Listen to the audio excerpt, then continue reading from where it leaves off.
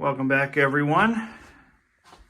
Today we're going to look at we're going to start the process of replacing this bathroom fan light combo unit. The unit that I bought when I bought this house was a Lowe's, basically house brand unit that has a retro look to it, and it kind of fit the decor almost, well, perfectly actually. I'll show you what the grill looks like. So this is the grill that goes over it, and there's a center light fixture. Uses two standard bulb sockets. And the problem with this unit is it is aging badly. And like horribly. The whole thing is starting to rust. And not in a good way. Not that there is a good way. But the whole thing is beginning to rust out. And to make matters worse, the fan itself cannot be serviced. I'll show you what I mean. So the fan cannot be taken. So normal bathroom fans, you can actually take them out of the ceiling. The motor, at least the motor or the motor plate, can be removed to be cleaned. They really should be cleaned almost yearly. This one, you can't do that. The way they designed this plate, it's tabbed in a couple of spots. You can't lift it to unclip it, and you just can't pull it down. You could pull the motor bracket down, but you can't take the blower off the motor shaft. Believe me, and even if you could, you can't unplug the motor. Well, you kind of can. That's the motor right there. But they never designed this so that it could be serviced in the field. And look at this. There's a screw going through the side here from the attic space. Really, they were just hell-bent on screwing you as the homeowner. The idea here is that when it starts to make noise, you rip it out and put in a new one. Now, let's just say that you didn't have attic access at all. How the hell do you take it down? You don't. You've got to tear the ceiling apart. Anyway, so I've decided that this thing has got to go. It is now about 5 years old. It's lived its life. It's really sad. But also, I have some little ceiling cracking going on here. This is actually just plaster work that needs to be done. This is a plaster gypsum lath ceiling. Oh, the whole house is done this way. So this is actually 3 plies. You've got your, there's a 2 by 3 or 2 by 4. If you were to take all the plaster off, you would see drywall rectangles staggered, okay, throughout the walls, throughout the ceilings. And what they would do is they would screw drywall pieces to the studs, or in this case, it's actually to some furring strips. And then they would coat it with a scratch coat of plaster. And then they would apply another coat of plaster, like a finished plaster, on top of that. And that is how they used to do drywall. Plaster on drywall. And this is something that they would have done up until probably the 1960s, when I think they just started going to straight drywall. The benefit of this system that they did back in the day is that it's quiet. This house is very quiet, and it does makes the walls a lot thicker. There's about an inch or so of material above my head. But what's happening is moisture is getting into the finish coat of plaster, and it's causing the paint to flake off. So I've decided, now I've done some homework, and it turns out you're not supposed to use just regular drywall compound when correcting this in a high humidity location, like a bathroom. Instead, you're supposed to use hot mud, which is, it dries to a rock hard finish in 45 minutes. There's a chemical reaction that occurs when you mix it with water, and it dries to a much more rock hard, moisture resistant finish. Then you're going to put primer over it, and then you're going to do the finish coat of paint. But this stuff is blistering all around this fan. Brings me to my next point. This fan is woefully inadequate. I don't think it's putting out nearly as much air as it's supposed to. So what's happening is when you shower, that moisture just doesn't go anywhere. It just lingers and condenses on the ceiling. But we need to do some work first. I can't get to the fan today for reasons. So I'm going to at least start doing the finish work or get that started. The new fan is bigger. It's actually 2 inches bigger than this one. So we have to cut the opening just a little bit on 2 sides. This is about an 8x8. Hear that? That's the flap. There's a wind flap in there. That's like an 8x8. The new one is 10 1/4 or 10 1/2 by 10 1/2. So let's take a look at the new one. So this is what I bought to replace it. This is a Panasonic RG811LA. It has a non-replaceable LED light because 2024 and everything sucks. But what makes the Panasonic way better than the house brand copies of a copy of a copy of an old Newtone Brone design is the Panasonics are designed to be serviced from below. And they are built better, way better. This is something you pretty much put in for 20 years. And with little maintenance, you can just keep it going. So I'm not terribly happy with the design of the faceplate or the grill. It's too modern for me. I thought about actually painting this silver, and I may do that just to give it that retro look, but I don't think I'm going to do that. It's just one more thing to worry about, you know, the paint coming off and all that. But this is the bracket that supports it. So this is designed to expand up to 24 inches, and is designed to be screwed directly into the studs. Which is way cool because this is a nice, solid, sturdy mounting frame for that blower. So this goes on top, and of course it's bigger than the opening. So the opening is only going to be 10. Actually, it tells you on the box here what size opening you need. 10 1/4 by 10 1/4. So this is designed so that the fan is going to mount to one side of this or the other, and this is going to be stretched between the floor joist and anchored in position. Actually goes like that. So these are screw tracks. I made that term up. What do you think? Screws go in from the bottom and right into these tracks to hold the fan in position. It has a detachable. Now here's what makes this a really nice design. So here is a detachable wiring block and junction box, and the connection to your outside vent. Yes, it is vented to the outside. Some people think it's okay to vent them to the attic or to the eaves. It is not okay to do that. I believe the current recommendation is you vent them to either to a gable end or to the ceiling itself, go through the ceiling. I chose not to put a hole in my roof. One less thing to worry about for leaks.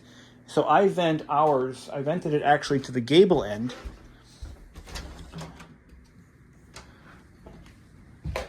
Right over here. You see that vent right there? And what I did, if I were to do it over again, I wouldn't have put it up so high. I would have put it down lower. But I wanted to, I don't know why I put it there actually.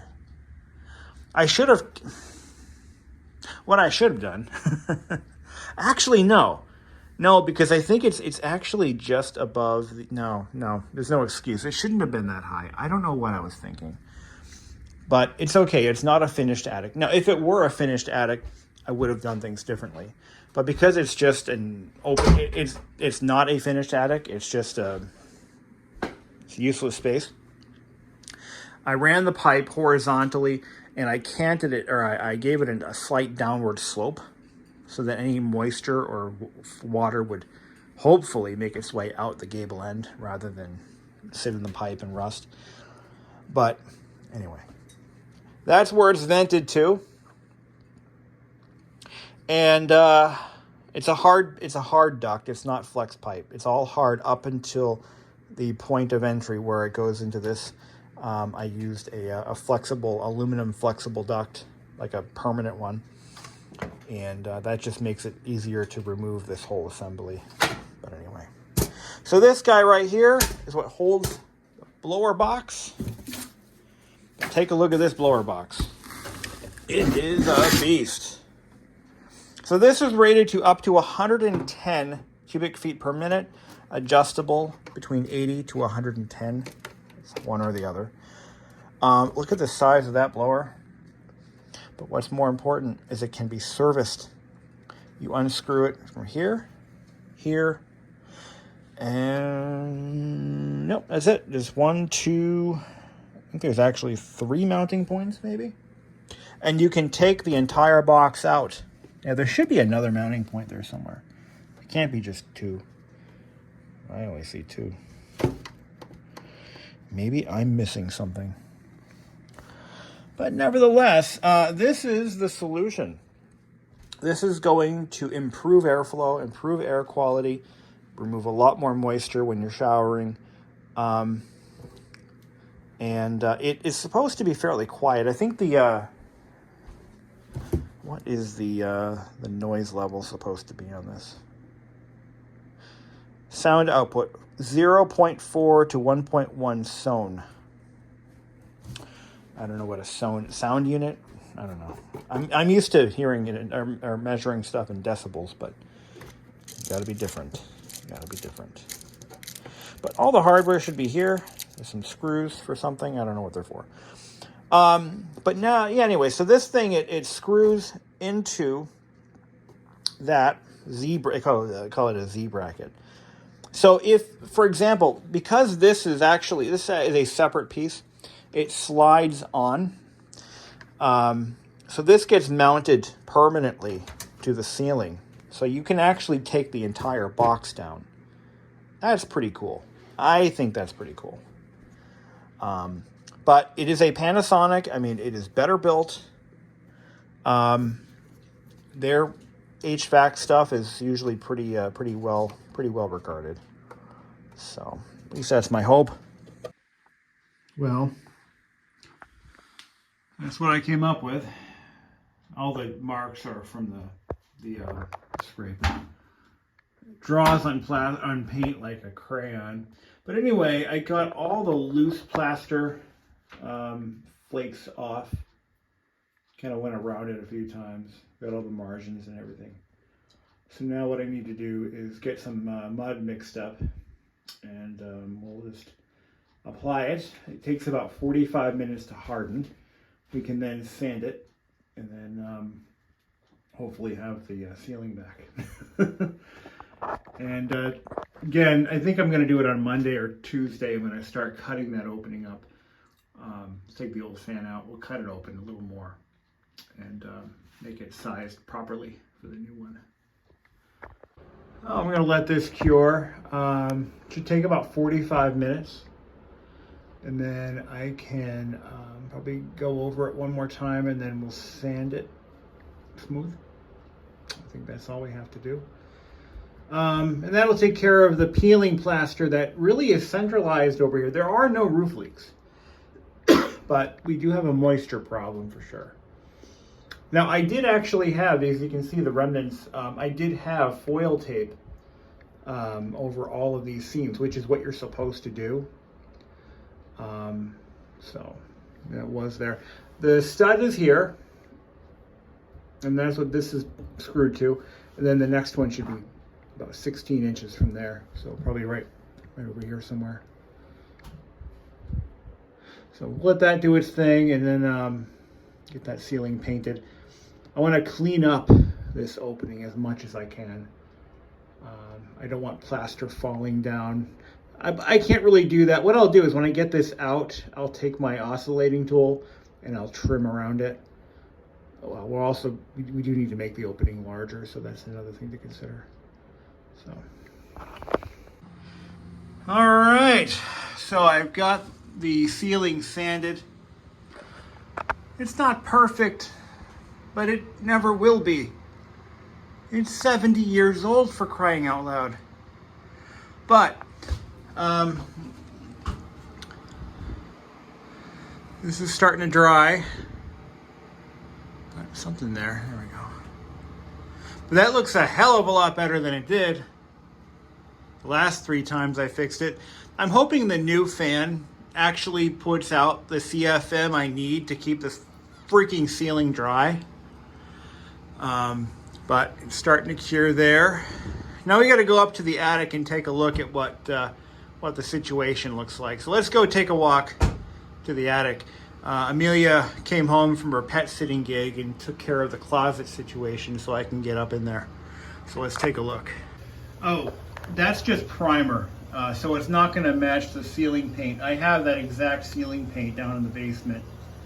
So it'll match when it's painted correctly. I painted this ceiling last year, so it shouldn't be discolored too much. We don't smoke or anything, so it's not like it's going to get dirty. But I did use my orbital sander to try to smooth out a few spots, but I'm not a perfectionist. It actually looks better in person. The camera picks this up a little bit more, but you know, whatever. Once I get the flat ceiling finish on there, you won't notice it. So let's take a walk upstairs. It's always a good idea to occasionally walk your attic just to see how things are falling apart. So there's the vent pipe. It goes. I put it down at a slight angle out the side there. So the reason I put it there as high as I did is so that it will be above the insulation. But I'm thinking it might not be a bad idea to buy a couple of bats of insulation so that it's not covered like that. Or so it is covered. I don't know. What do you guys think? Oh, there's my Superior. I was wondering what happened to that thing. I forgot I had it. Actually, I think I'm going to use that in the office. It's just the right size. What the fuck did I put it up here for? All right, let's take a look.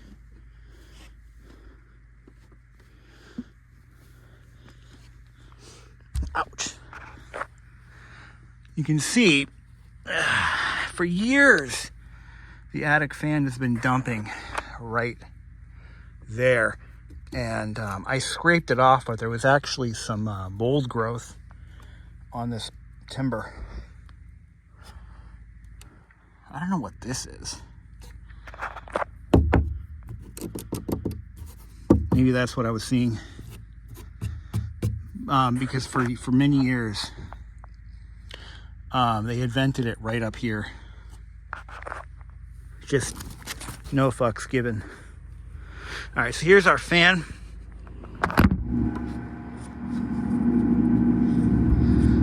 And our electrical box. Yeah, this is what I had to think about because I knew that there was some... So what's the best route here?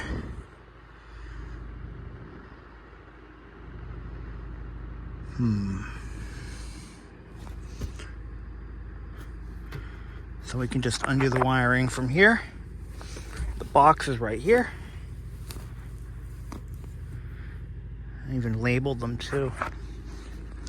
So we have to, you can see, yeah, this drywall is definitely humidity. This isn't mold, this is dust from when they replaced the roof. But this drywall is dare I say, a little damp. We're gonna have to dry fit some of this stuff before we make any permanent cuts. You got furring strips here, that's why. And I want to make sure that the whole fan fits. That should just come right off. There we go. Get that out of the way. Okay. So we need to remove the screws and hold it together.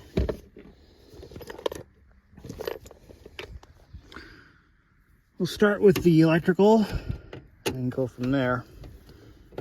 This thing ain't going back in come hell or high water. So if I can't get the new one to fit, I'm gonna figure it out.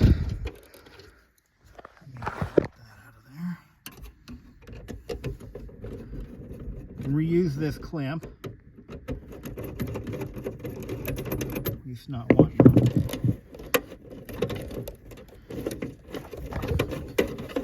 There we go. Alright. Wire nuts off. Wire nuts off. And this one's got one of these push connect things for the ground. Broke it.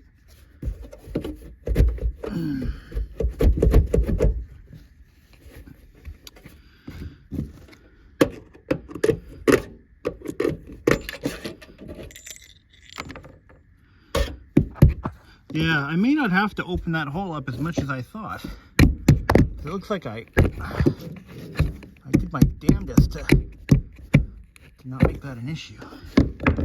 But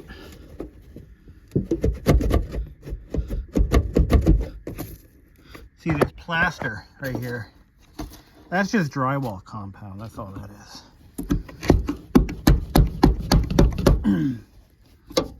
Damn. There we go. Pull that up.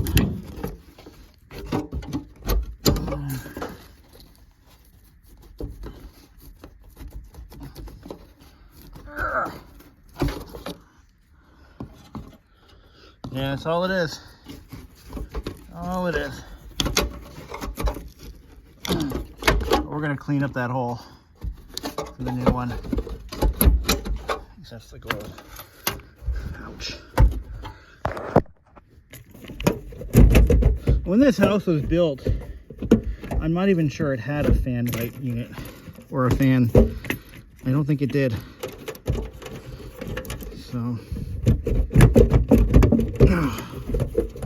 son of a bitch. It's holding it in. All right, we got it out. So now we just need to grab a template and measure the holes. I gotta cut this off. I've got my oscillating tool that we're gonna use to clean that up. But we have to dry fit the new one and see just how it's going to mount here. That's what we got to do. When I put the new one in, I'm going to put some foam, spray foam around to seal it up. And what we also need to do is seal the drywall. See, this is a good view of that. There's a cross section of it. So this layer here is drywall board and everything below it is plaster. So that's how they used to do them. All right, let's get this out of here. I should be wearing a respirator up here. Holy shit. Now, when working on an old house like this, there's a few things you got to keep in mind that otherwise are irrelevant.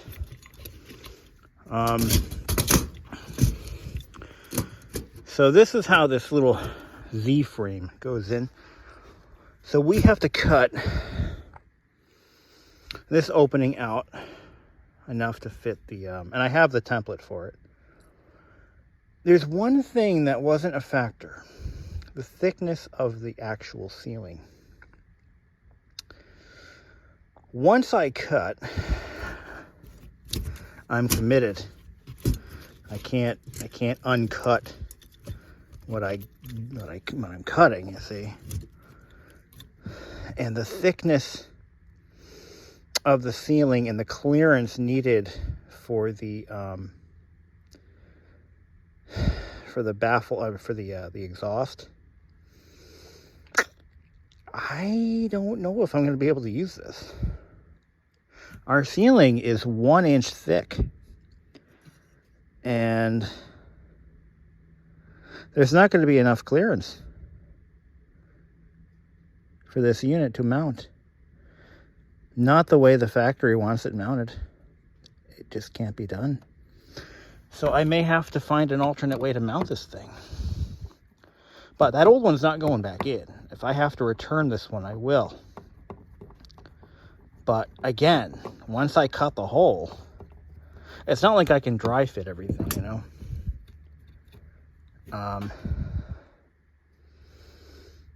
It's left me with a bit of a dilemma.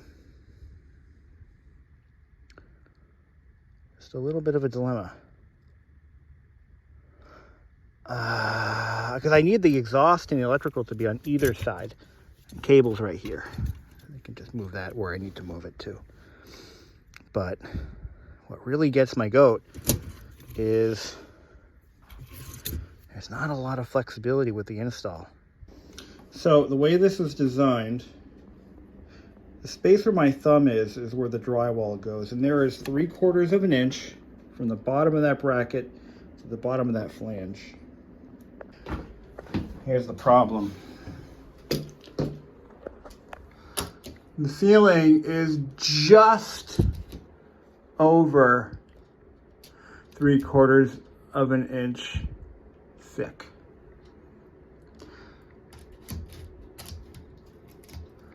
Although, because it was done by hand, it may vary a little bit. So over here, I just might have, no,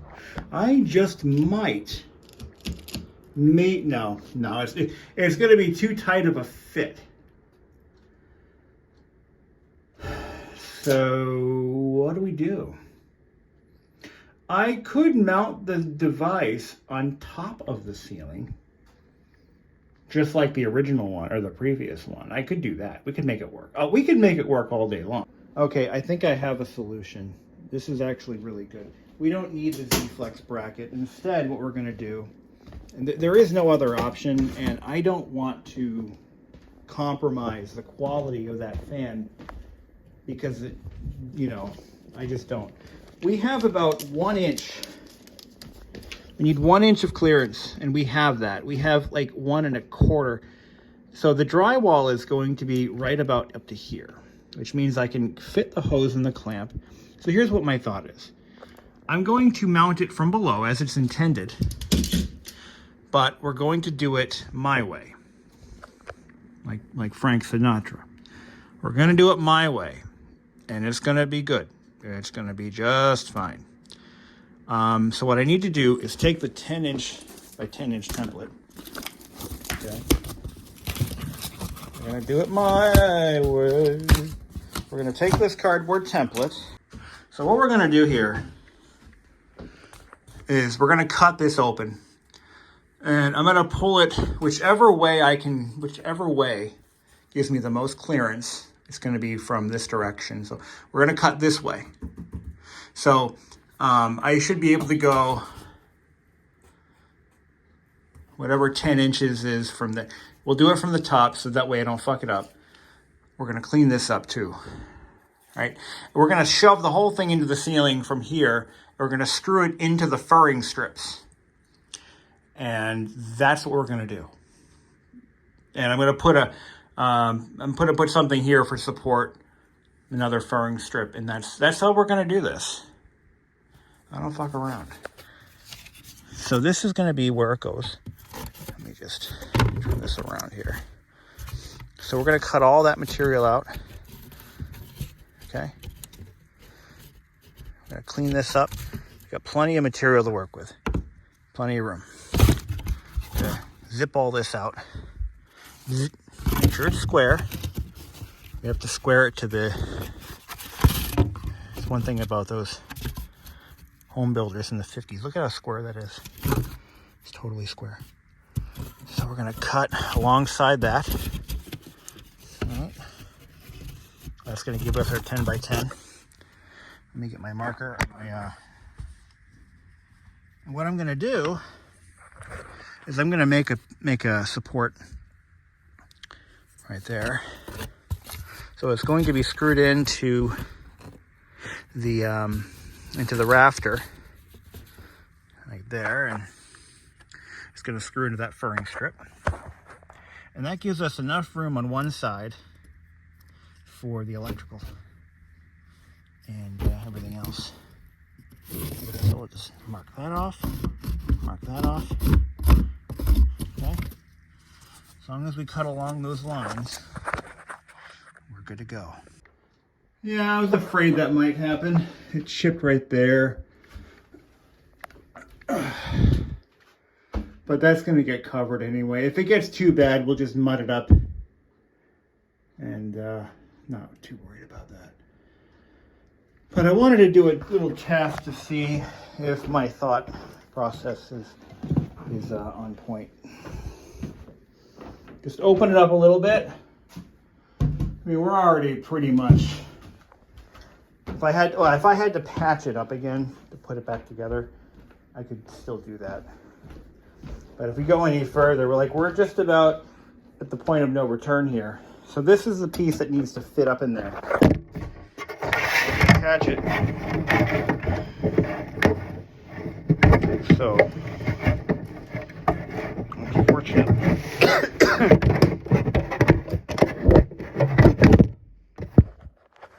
So this is what we need to do. I need to know that this guy is going to fit up in there, electrical boxes and all. Let me just whack my face with it.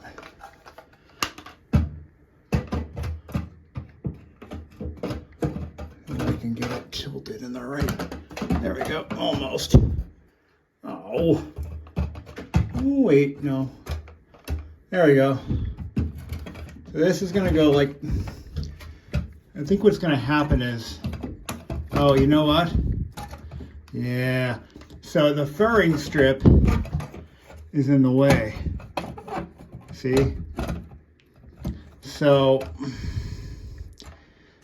what I'm going to have to do, I'm going to have to cut away some of that furring strip to make this work.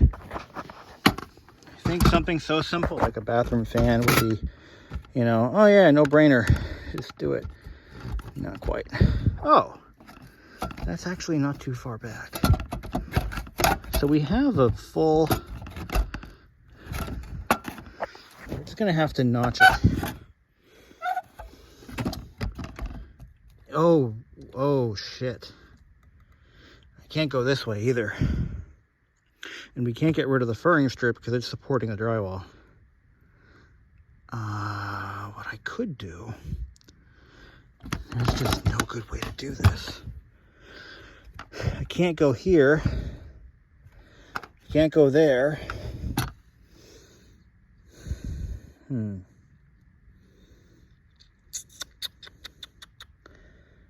How are we going to do this? We can't rest it on top either, because we have well, maybe we can. Maybe we have to. Tell you what I'm gonna do. Because if I have to rest it on top, it's not the way that Panasonic wants it done, but it might be the way Brandon has to have it done. The reason I say that is because it's going to get... No, we can't do that. Oh, what a suck job, huh? Yeah, because it's in the way of everything.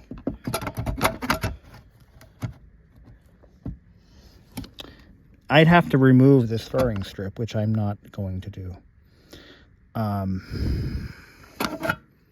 So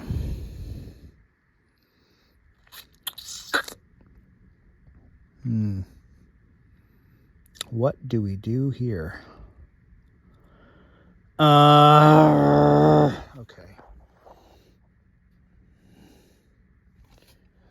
What a shitty job. What a shitty job this is becoming.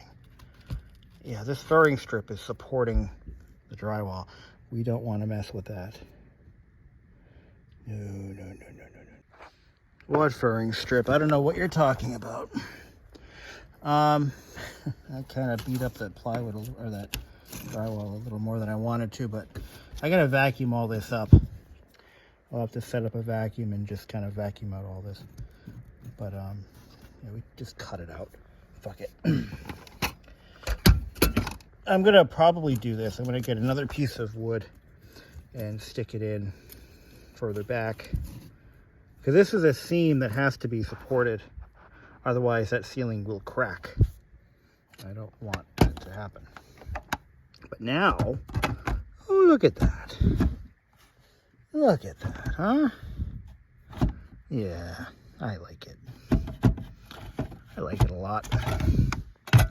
Okay, let's finish what we were doing. All right, we got our hole cut. I vacuumed out everything. I even, I don't have to worry about the exposed material there. What I'm gonna do is actually put some foil tape around the inside of the hole. But I'm gonna dry fit everything right now, make sure it all fits up. But as for the top, where there's no support here anymore, I'm gonna get a piece of wood and I'm going to use liquid nails, and I'm gonna put liquid nails down just as a little bit of a support for that seam.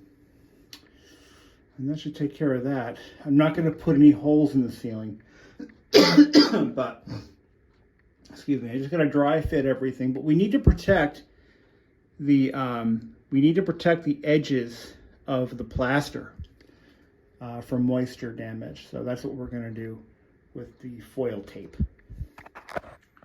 All right, so we've got foil covering the edges of the plaster, and this should all be easily covered by the vent cover. So I'm not too concerned about that. We still haven't put a finish coat of paint on the ceiling. I'm gonna do that once I have the unit mounted in place. Then I'll paint the ceiling. Kind of backwards, I guess, but I want to get this in tonight and running. So this way, tomorrow morning, if I need to go out and let's say this whole thing turns out to be a complete nightmare and I have to get a different unit, I can still do that and have time to do so. But for now, we'll mount this in place. See how that lip covers all of that? Then, I don't think we have to put additional material there. I think we're good. So, I'll put this up. It's pretty well supported now. I had to slide it over this way into the hole so that it actually, we'll see if that gets covered by the, I think it will. I'll know more in a minute. But the cover is a lot bigger than the actual fan box. So I think we'll be okay. And if not, I can always fix that up. Not a big deal. But it's mounted, it's in place. I still have to work on coming up with a support. We've got to run to the store and get some spray foam, because I'm going to seal the unit up. I've got to grab my electrical tools. We're going to wire it in right now. Okay, so we have a few options here. This unit has a built-in night light. So one of these, this may look intimidating. It's not that bad. One of these is a night light. The other one is the main light. You've got two neutrals. We've got two. They're not labeled. Oh, here they are labeled. Okay, so all right, so the light is going to be these two right here. These three. These are light, and the others are probably for the fan. Yeah, because the fan connector's right there. So the fan gets switched power along with the light. So we're going to tie those two neutrals together. The blue one, I'll have to check the manual. The blue one is going to be for the night light, and that one can be constant power. So if we wanted to do this, we have a choice we could make right now. Okay, we could potentially run a 15.3 from this box right here. We're going to need to put in a longer cable anyway, so we could do a constant power if we so choose, so that we can run the light, the night light, all the time.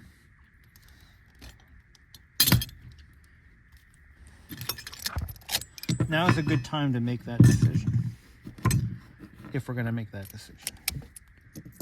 Let me just de-snakify this here. Actually, no, I think I'm going to get another cable, a longer wire. We'll take this box apart. That's all cut off right now. We're going to run a 14 gauge.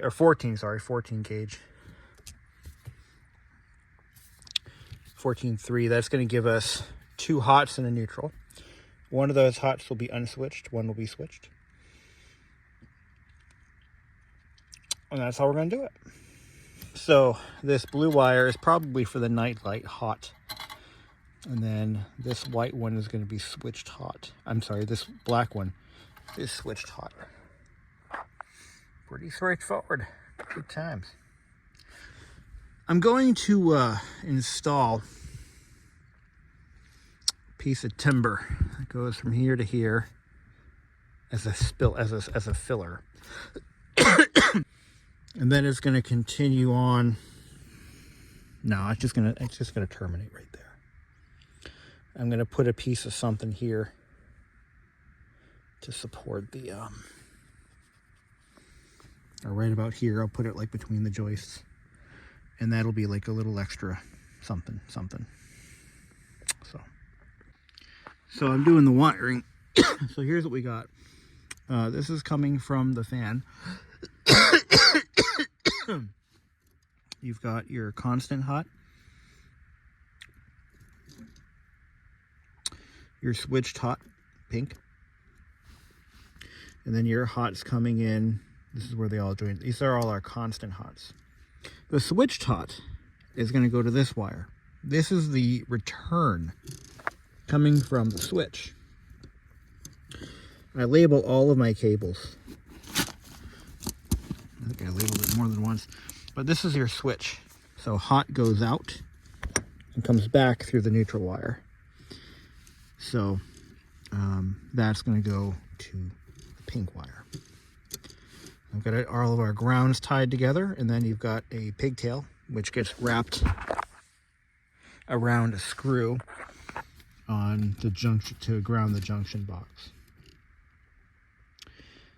This branch circuit is a GFCI arc fault.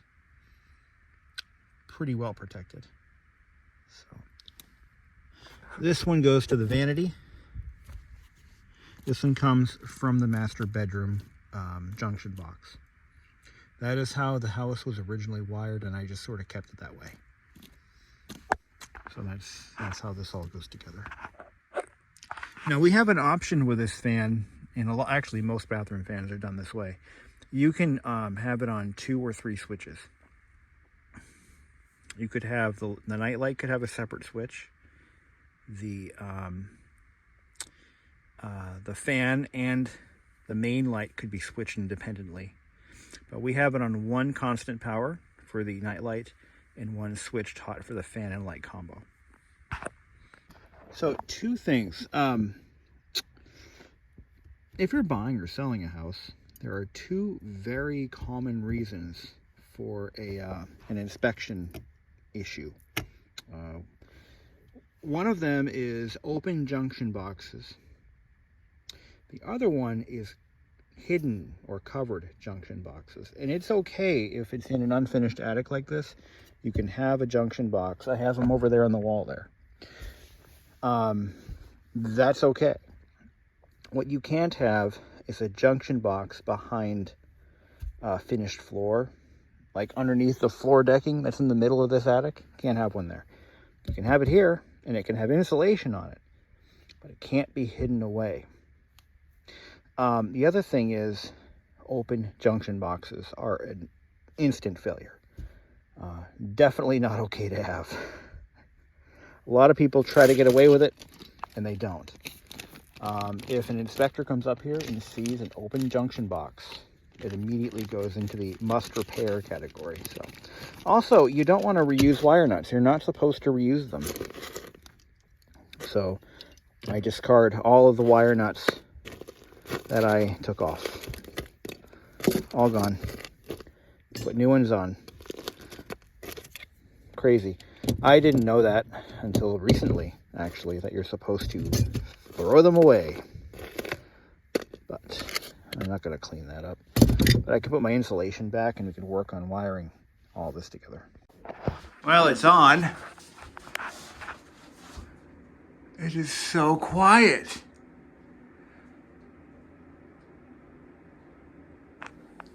They weren't kidding when they said how quiet it was.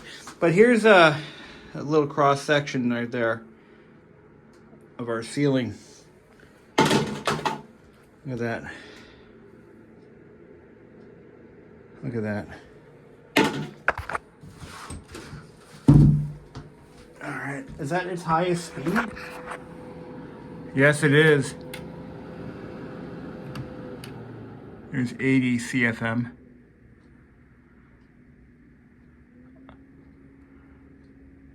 It's so quiet. It's impossibly quiet.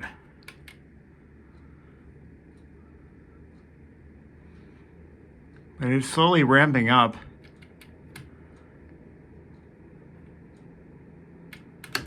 I want it on full.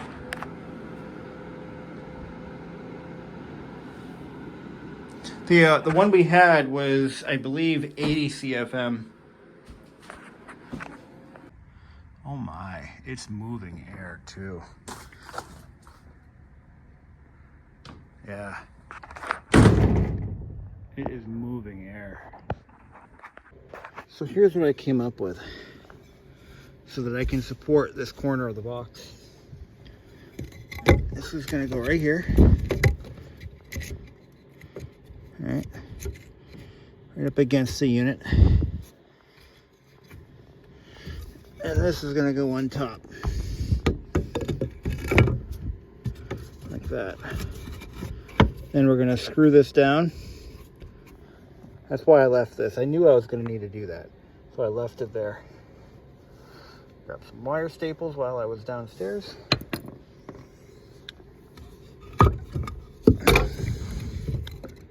There you go. We're going to take some of this liquid nailsy shit. And we're going to do that, so that it bonds to the drywall below, like so.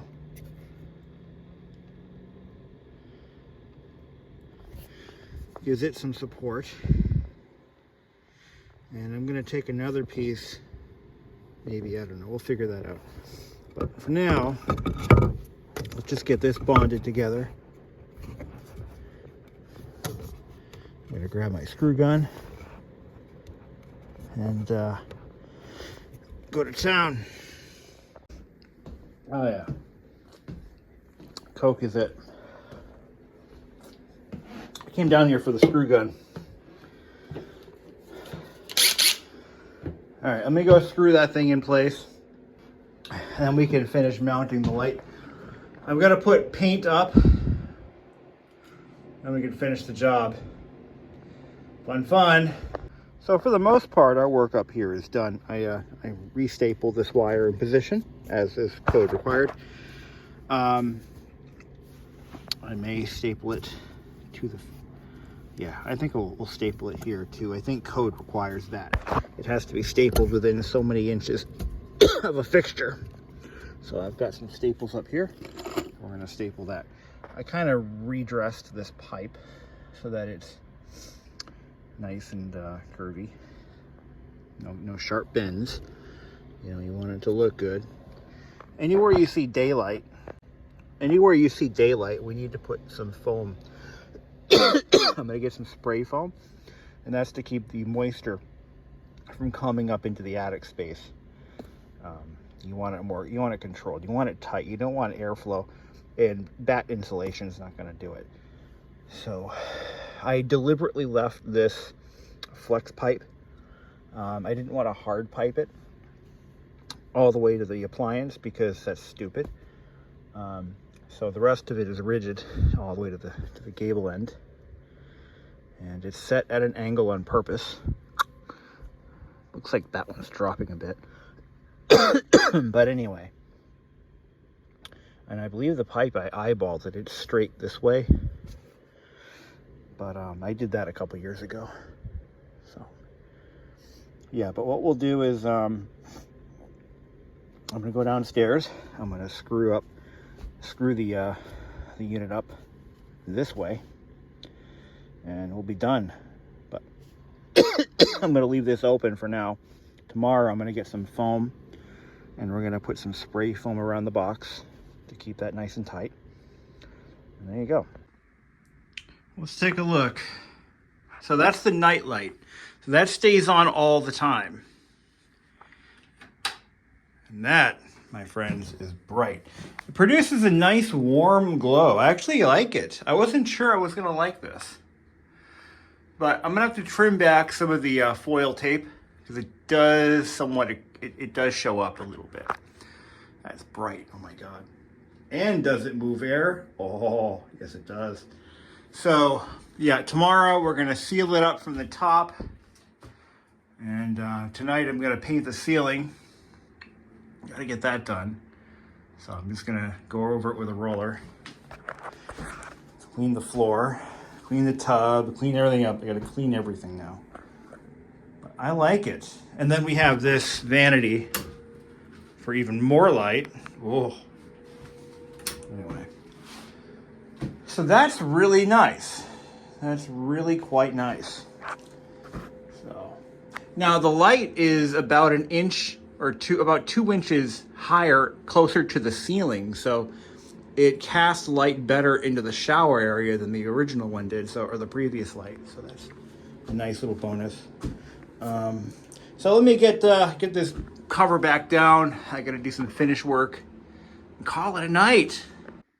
All right, so now we have the unit is fully installed. Everything is cleaned up. And I'm pretty happy with it. Yes, if you're very observative, you can see where I patched the ceiling. I was never going to get that perfect, but it looks all right to me. But in nightlight mode, this is yeah, it's definitely going to be on all the time, and that's all right. That doesn't really consume any real appreciable power. You know, we didn't buy this on looks, we bought this on quality, and it's a Panasonic, so it is a well-made unit. It is going to be serviceable from below, unlike the other unit, which requires a complete removal and disassembly. My plan is to buy another unit and just have it on hand. I'm actually going to experiment by painting the extra grill cover silver so that it matches the bath fixtures and looks a little more retro. That is my intention. We'll see how it goes. But this unit here, let's, excuse me, it doesn't have an AC motor. This actually runs on a DC motor as far as I know, brushless DC motor. And it has a similar function to our furnace, which is an ECM blower. And what it does is it slowly ramps up and measures it can actually measure the draw on the fan to determine how much resistance it's up against. It's really interesting. So it doesn't just come on full bore like most bathroom fans do and have for years. I'm going to demonstrate it. I didn't know it did this until after I installed it, but here we go.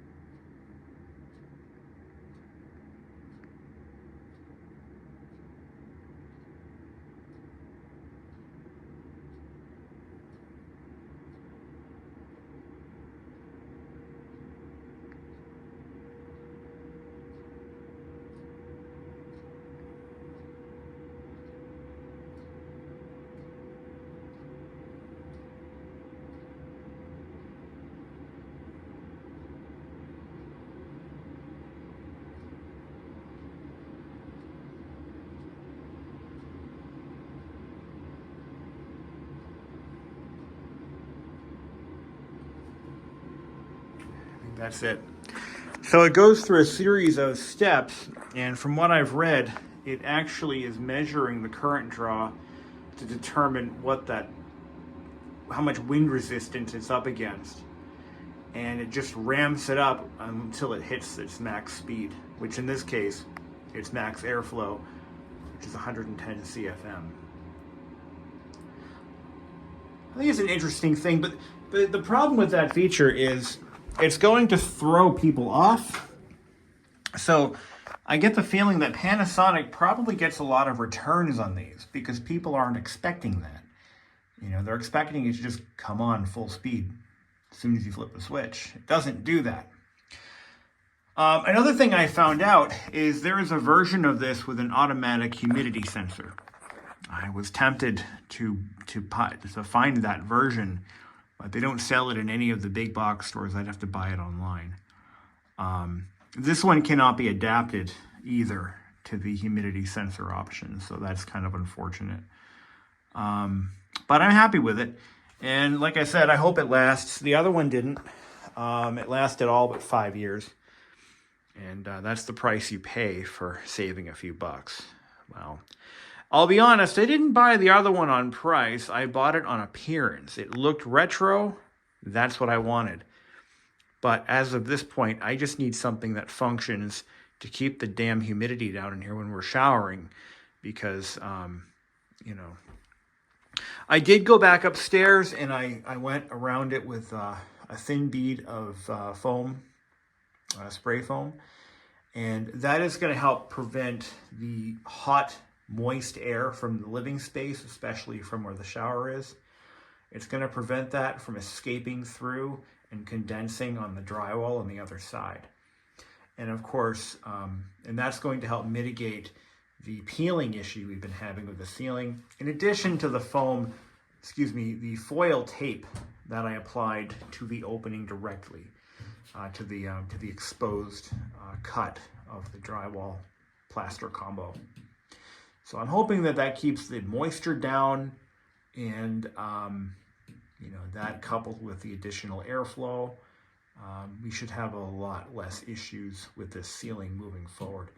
If it doesn't fix the problem, I'm not above cutting the ceiling down and replacing it, but I really don't want to do that if I don't have to. It's not really something I'm dying to do, so hopefully it doesn't come to that. But this is just, you know, little things here and there.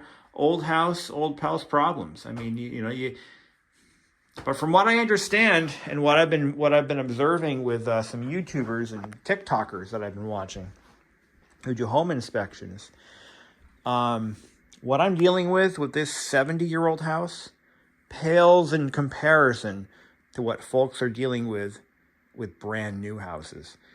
Brand new houses are falling apart the moment the paperwork is signed. This one has stood the test of time, and while I did find a few issues of concern that I might address in another video, I'm fairly confident that it's not a problem. Let me just give you a little preview. While I was up in the attic, I did some poking around, and I found a lot of rafters with insect damage, carpenter ant damage. Definitely not termite damage, because that would have been way more obvious. But I found little holes, and a couple of them I found some tunnels in the side of the timber, and that raised alarm bells, because I didn't notice it before, but then again I never really looked.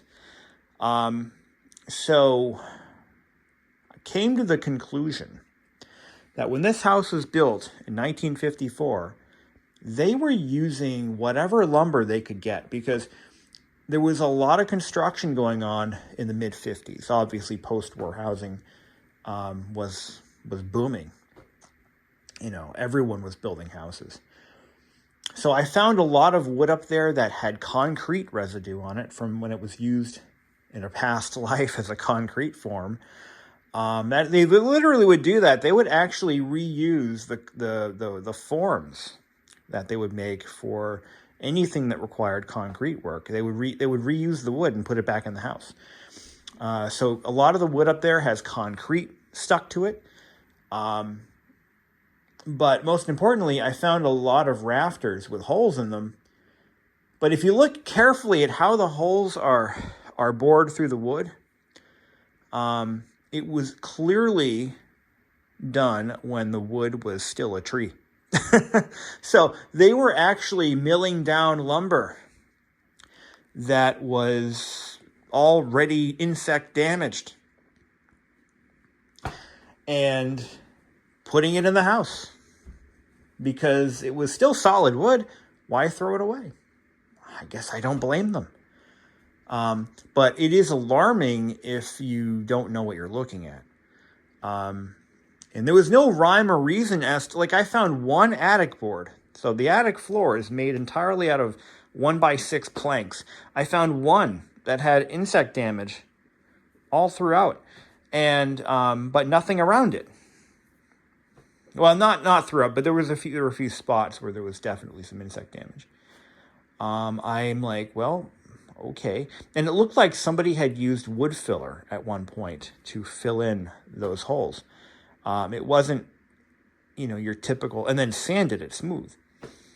It wasn't your typical, because when you look up, insect damage, first of all, ants don't eat wood. And when they make their bores through the lumber, it's really just for nesting purposes. Termites eat wood. What I found was insect damage that was clearly done by a carpenter ant, just because of the way it was done. It was smooth, and then somebody filled it in with wood filler, probably at the lumber yard. So I'm thinking to myself, okay, there was a lumber yard that was like, if it's structurally solid, ship it, sell it, make some money on it. But here's a little bit of wood filler, and just start filling in the. Yeah, that's what I think happened. I don't know. I'm reasonably confident of that. I did notice. Well, it was pretty obvious, but the area right below here, there's a tripled up floor joist here, and there's one right here. And the way this entryway was designed, water would flow to the edge of that slab and go straight down. It was rotting out the siding, and it was rotting out the floor joists. So I actually had to replace a lot of the floor joist ends in this section here. All of it was tunneled through with ant damage. There was no termite damage, just ant damage. And I've replaced most of the sill work below this section of the house for that reason. So having ants in the house, like carpenter ants in the house, is not shocking to me. They're not nearly as damaging as termites, so I'm very happy about that. But I was a little concerned that I had stumbled upon a possible major problem. Turns out, if you just do some investigating and look at how the holes are done, and like, for example, the edge of the board has about 1/4 of a tunnel in it, and the roof decking above it is untouched. It's right up against it. So that's a dead giveaway that those rafters showed up to the job site like that 70 years ago and are still intact. But like I said, if you have a walkable attic, I think I said this in the beginning of the video, but it's not a bad idea to just occasionally go up there with a flashlight, maybe a screwdriver, and just check things out, because you never know. You could have a major insect infestation and you wouldn't even know it unless you went up there and looked, or until something happened. But because I know that's there, I am going to have the house treated for carpenter ants and termites. I think it's worth the cost. I'm going to definitely look into getting that stuff done because I just feel like it's the smart thing to do. Just have the whole house treated. That way, if we do have anything brewing, it won't get any worse. That's kind of a PSA for anyone who owns a home. But yeah, you got to take this shit seriously because if you live in an area with termites, they can reduce your house to sawdust before you even know it. But I think this house is pretty solid. I'm not too concerned about that. But I'm definitely going to call up an insect, like maybe Modern Pest Control or something. I've been told not to use Terminix by an actual Terminix employee, so that should tell you something. But anyway, all right, let's get this uploaded. Have a great day. Thank you for watching.